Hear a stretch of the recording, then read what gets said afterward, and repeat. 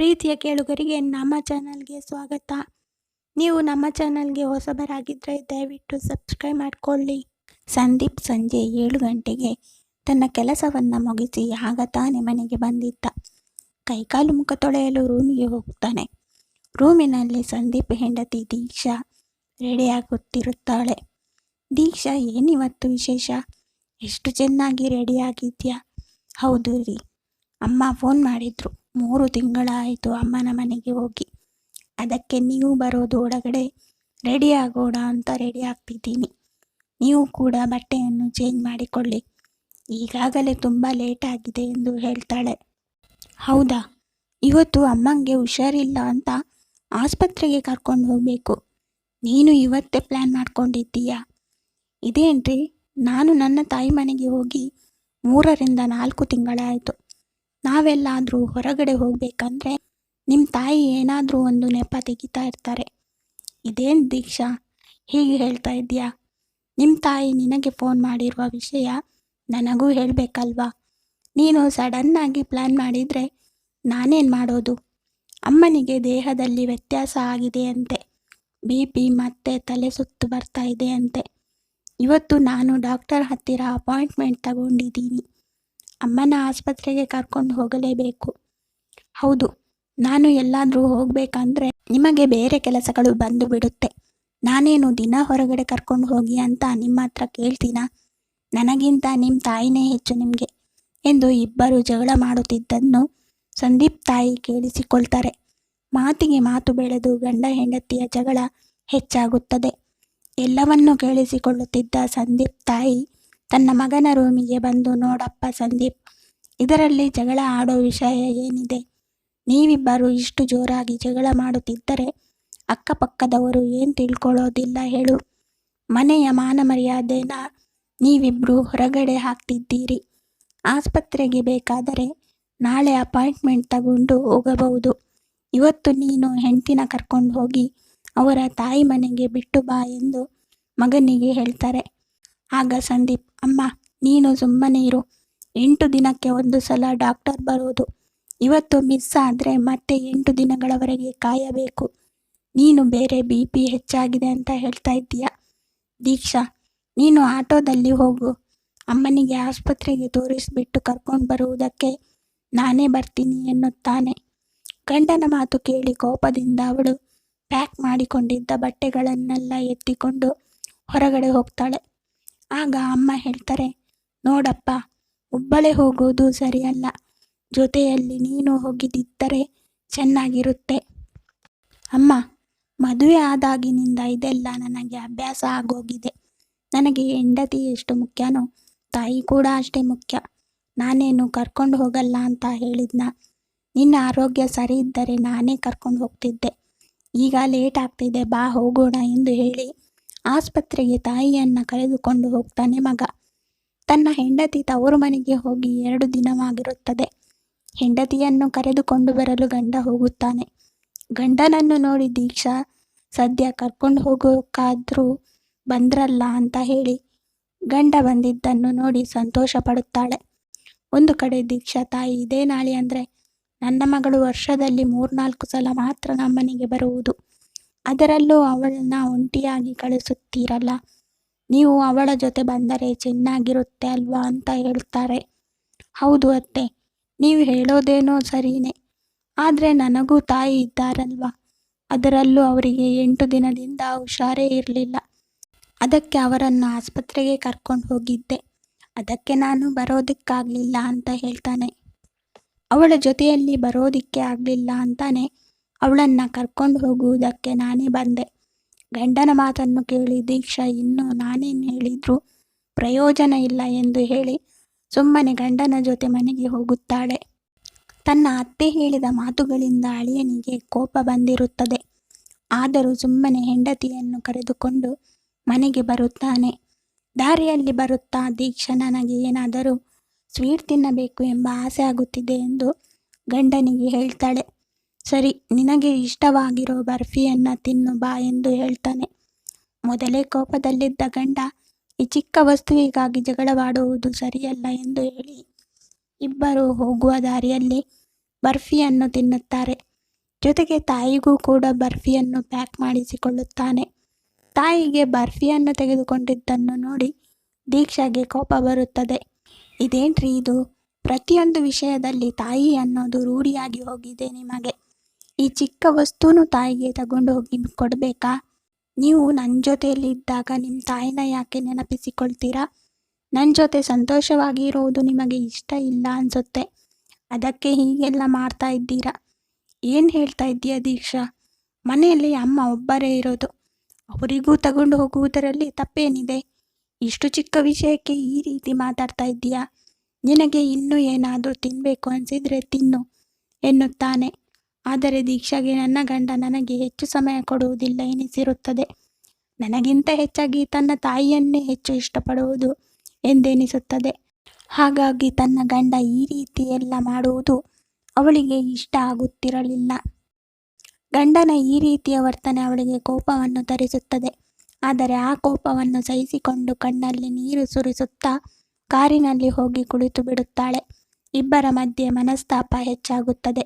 ಗಂಡ ಕೂಡ ಏನು ಮಾತನಾಡದೆ ಸುಮ್ಮನಾಗುತ್ತಾನೆ. ದೀಕ್ಷಾ ಕಣ್ಣೀರು ಹಾಕುತ್ತಲೇ ಮನೆಗೆ ಬರುತ್ತಾಳೆ. ದೀಕ್ಷಾ ಬಂದಿದ್ದನ್ನು ಅತ್ತೆ ನೋಡಿ, ಇನ್ನು ಏನು ಮಾತನಾಡುವುದು ಸರಿಯಲ್ಲ, ಮತ್ತೆ ಇಬ್ಬರ ಮಧ್ಯೆ ಜಗಳವಾಗುತ್ತದೆ ಎಂದು ಸುಮ್ಮನಾಗಿ ಬಿಡುತ್ತಾರೆ. ದಿನೇ ದಿನೇ ಗಂಡ ಹೆಂಡತಿಯ ಮಧ್ಯೆ ಜಗಳಗಳು ಹೆಚ್ಚಾಗುತ್ತಾ ಬರುತ್ತೆ. ಒಂದು ದಿನ ರಾತ್ರಿ ಸಂದೀಪ್ ಯೋಚನೆ ಮಾಡಿ ಒಂದು ನಿರ್ಧಾರಕ್ಕೆ ಬರುತ್ತಾನೆ. ಬೇರೆ ದಿನ ಬೆಳಿಗ್ಗೆ ಬೇಗ ಎದ್ದು ಪೂಜೆ ಮಾಡುತ್ತಿದ್ದ ತನ್ನ ತಾಯಿಯ ಬಳಿ ಬರುತ್ತಾನೆ. ಇಷ್ಟು ಬೇಗ ಯಾಕಪ್ಪ ಎದ್ದಿದ್ದೀಯ ಎಂದು ಅಮ್ಮ ಕೇಳ್ತಾರೆ. ಹೌದು ಅಮ್ಮ, ಯಾಕೋ ರಾತ್ರಿಯೆಲ್ಲ ನಿದ್ದೆನೇ ಬರಲಿಲ್ಲ, ಅದಕ್ಕೆ ನಾನು ಕೂಡ ಪೂಜೆಗೆ ಬಂದೆ. ಅಮ್ಮ, ನಿನ್ನ ಹತ್ರ ನಾನು ಒಂದು ವಿಷಯನ ಮಾತಾಡಬೇಕು ಎಂದು ಹೇಳ್ತಾನೆ. ಅಮ್ಮ, ಯಾಕೋ ನನ್ನ ಹಾಗೂ ದೀಕ್ಷಾಳ ಮಧ್ಯೆ ಮನಸ್ತಾಪ ಹೆಚ್ಚಾಗುತ್ತಿದೆ. ನಾನು ಎಷ್ಟೇ ಪ್ರಯತ್ನ ಪಟ್ಟರೂ ಸರಿ ಮಾಡೋಕೆ ಆಗ್ತಿಲ್ಲ. ಅದಕ್ಕೆ ನಾನು ಒಂದು ನಿರ್ಧಾರಕ್ಕೆ ಬಂದಿದ್ದೇನೆ. ನೀನು ಸ್ವಲ್ಪ ದಿನದ ಮಟ್ಟಿಗೆ ನಿನ್ನ ಮಗಳ ಮನೆಗೆ ಹೋಗು. ಯಾಕಪ್ಪ ಹೀಗೆಲ್ಲ ಮಾತಾಡ್ತಾ ಇದ್ದೀಯಾ? ಏನು ಮಾಡಬೇಕು ಅಂತಿದ್ದೀಯಾ? ನೀನು ದೀಕ್ಷಾಗೆ ಮದುವೆಯಾಗಿ ಎಷ್ಟು ವರ್ಷ ಆಗೋಗಿದೆ ಅಂತ ಹೇಳಿ ಈ ರೀತಿ ಎಲ್ಲ ಮಾತಾಡ್ತಾ ಇದ್ದೀಯಾ? ಅವಳಿನ್ನೂ ಚಿಕ್ಕವಳು, ಹೋಗ್ತಾ ಹೋಗ್ತಾ ಎಲ್ಲ ಅರ್ಥ ಆಗುತ್ತೆ ಬಿಡು ಎಂದು ಅಮ್ಮ ಹೇಳ್ತಾರೆ. ಅಮ್ಮ, ಅವಳು ಅರ್ಥ ಮಾಡಿಕೊಳ್ಳುವ ಪರಿಸ್ಥಿತಿಯಲ್ಲಿ ಇಲ್ಲ. ಅದಕ್ಕೆ ನನಗೆ ಸ್ವಲ್ಪ ಟೈಮ್ ಕೊಡು. ಅವಳೇನು ದೊಡ್ಡ ತಪ್ಪು ಮಾಡುತ್ತಿದ್ದಾಳೆ ಅಂತ ನಾನೇನು ಹೇಳ್ತಾ ಇಲ್ಲ. ಅತ್ತೆ ಮನೆಯಲ್ಲಿ ಕೆಲವೊಂದು ಸಂಬಂಧಗಳನ್ನು ಹೇಗೆ ನಿಭಾಯಿಸಬೇಕು ಅನ್ನೋದನ್ನು ನಾನು ಅರ್ಥ ಮಾಡಿಸಬೇಕು. ಸರಿನಪ್ಪ, ನಿನ್ನಿಷ್ಟ, ಏನಾದರೂ ಮಾಡು. ತನ್ನ ತಾಯಿ ಮಗಳ ಮನೆಗೆ ಹೋದ ಮರುದಿನ ಹೆಂಡತಿಯನ್ನು ದೀಕ್ಷಾ, ಇವತ್ತು ಮನೆಯಲ್ಲಿ ಅಮ್ಮ ಇಲ್ಲ, ನನಗೋಸ್ಕರ ನೀನೇ ಬ್ರೇಕ್ಫಾಸ್ಟ್ ಮಾಡಬೇಕು, ಬೇಗ ಎದ್ದೇಳು ಎನ್ನುತ್ತಾನೆ. ದಿನ ಬೆಳಗ್ಗೆ ತನ್ನ ತಾಯಿ ಎಲ್ಲರಿಗೂ ಬ್ರೇಕ್ಫಾಸ್ಟನ್ನು ಮಾಡುತ್ತಿದ್ದರು.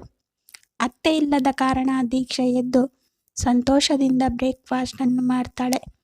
ಇಬ್ಬರು ಜೊತೆಯಲ್ಲಿ ಕೂತು ಬ್ರೇಕ್ಫಾಸ್ಟನ್ನು ತಿನ್ನುತ್ತಾರೆ.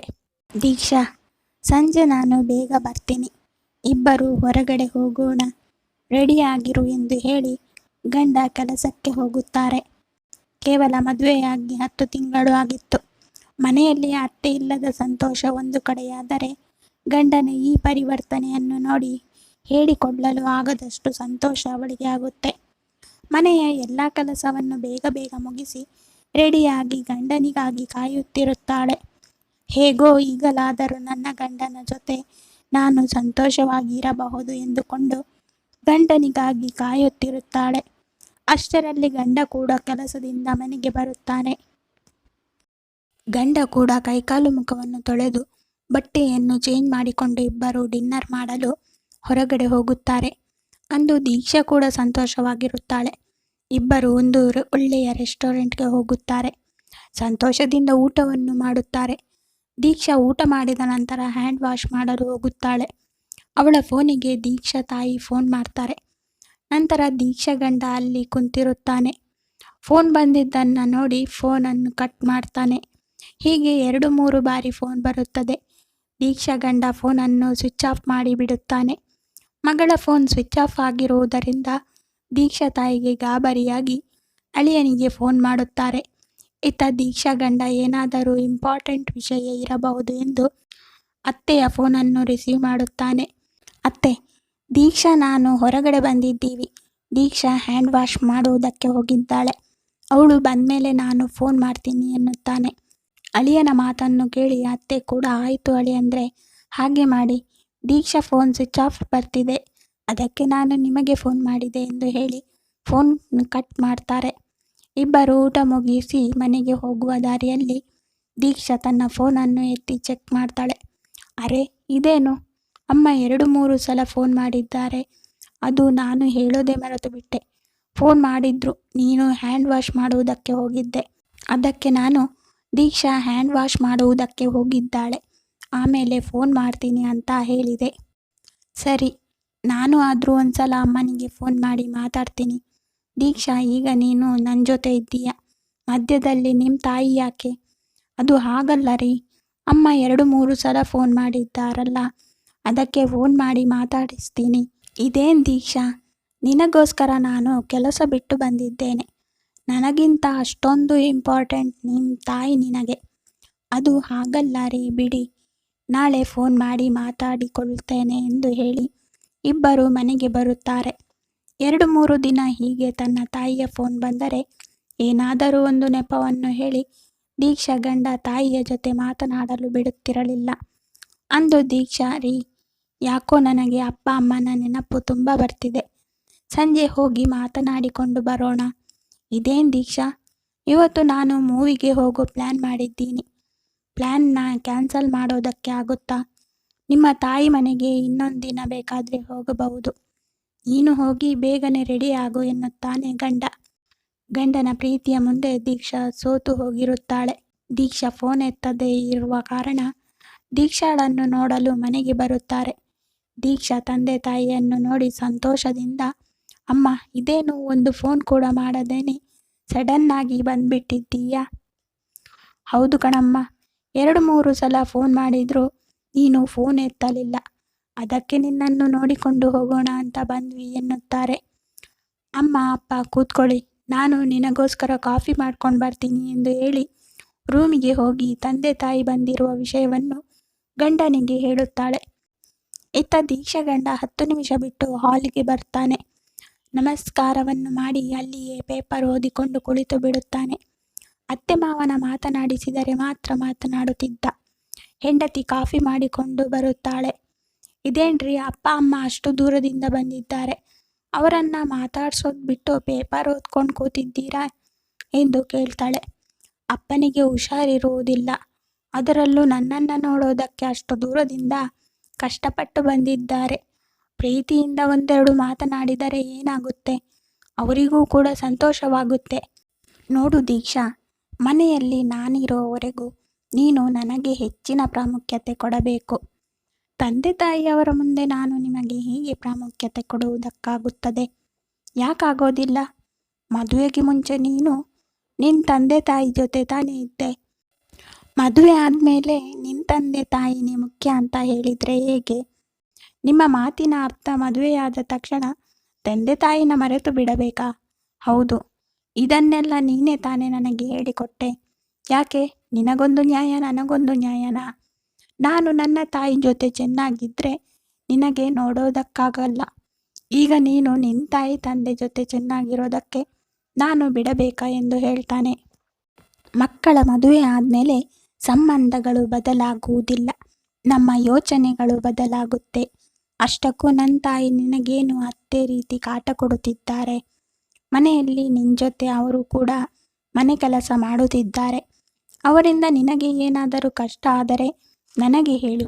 ಅವರು ಏನು ಕಷ್ಟ ಕೊಡ್ತಿಲ್ವಲ್ಲ, ಅವರ ಕೈಲಾದಷ್ಟು ಕೆಲಸ ಮಾಡಿಕೊಂಡು ಅವರ ಪಾಡಿಗೆ ಅವರು ಇರುತ್ತಾರೆ. ಇನ್ನೇನು ಬೇಕು ಹೇಳು ನಿನಗೆ? ನೋಡು ದೀಕ್ಷಾ, ಮದುವೆಯಾದ ಮೇಲೆ ಯಾವ ಸಂಬಂಧಗಳು ಮುರಿಯುವುದಿಲ್ಲ.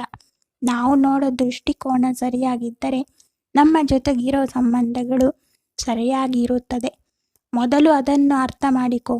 ನನಗೆ ನಿನ್ನ ತಂದೆ ತಾಯಿ ಬೇರೆಯಲ್ಲ, ನನ್ನ ತಂದೆ ತಾಯಿ ಬೇರೆಯಲ್ಲ.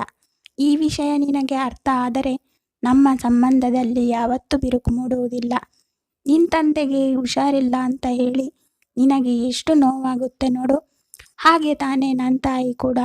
ನೀನು 3-4 ದಿನ ಫೋನ್ನಲ್ಲಿ ಮಾತಾಡದೇ ಇರುವುದಕ್ಕೆ ನಿನ್ನನ್ನು ನೋಡೋದಕ್ಕೆ ತಂದೆ ತಾಯಿ ಬಂದಿದ್ದಾರೆ.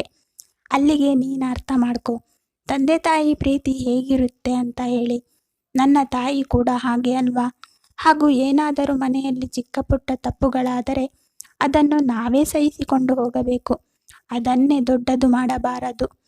ಹಾಗಿದ್ದಾಗ ಮಾತ್ರ ಸಂಬಂಧಗಳು ಗಟ್ಟಿಯಾಗಿರುತ್ತದೆ. ಇದನ್ನ ನಿನಗೆ ಅರ್ಥ ಮಾಡಿಸುವುದಕ್ಕೆ ನಾನು ಹೀಗೆ ಮಾಡಿದ್ದು. ನೀನು ಇನ್ನೂ ಅರ್ಥ ಮಾಡ್ಕೋತೀಯ ಅನ್ಕೊಂಡಿದ್ದೀನಿ. ಈಗ ಹೋಗಿ ಹಬ್ಬದ ಅಡುಗೆ ಮಾಡು. ನಾನು ಹೋಗಿ ಅಮ್ಮನ್ನ ಕರ್ಕೊಂಡು ಬರ್ತೀನಿ. ಎಲ್ಲರೂ ಸೇರಿ ಊಟ ಮಾಡೋಣ ಎಂದು ಹೇಳುತ್ತಾನೆ. ಗಂಡನ ಮಾತನ್ನು ಕೇಳಿ ದೀಕ್ಷಾಗೆ ತನ್ನ ತಪ್ಪಿನ ಅರಿವಾಗುತ್ತದೆ. ಸ್ನೇಹಿತರೆ, ಈ ಕತೆ ನಿಮಗೆ ಇಷ್ಟ ಆಗಿದ್ದಲ್ಲಿ ಪ್ಲೀಸ್ ಲೈಕ್ ಮಾಡಿ ಹಾಗೂ ಚಾನಲನ್ನು ಸಬ್ಸ್ಕ್ರೈಬ್ ಮಾಡಿಕೊಳ್ಳಿ. ಮತ್ತೆ ಮುಂದಿನ ಕಥೆಯೊಂದಿಗೆ ಭೇಟಿಯಾಗೋಣ. ಕಥೆಯನ್ನು ಕೇಳಿದ್ದಕ್ಕಾಗಿ ಧನ್ಯವಾದಗಳು.